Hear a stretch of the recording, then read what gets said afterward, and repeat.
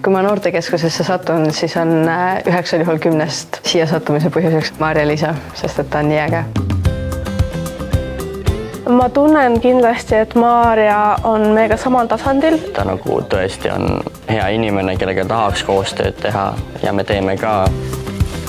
Selle aasta suurim projekt on Eesti Kaevandusmuuseumi ruumidesse loodud põgenemistuba. Toila vallanoorte stipendiumi väljaandmine koostöös vallavalitsusega. Ja kindlasti eelmine aasta siis merekonteiner, mis on saanud ka rahvusvahelist tunnustust. Olles ise koolinoorena tundnud seda mõtestatud ja eesmärgistatud noorsootöö sellist kiivustust, siis ma arvan, et see on ka põhjus, miks ma olen täna siin. On ääretult oluline, et need noored koreksid eduelamust, et läheksid ära, aga tuleksid tagasi, et maakonda edasi viia.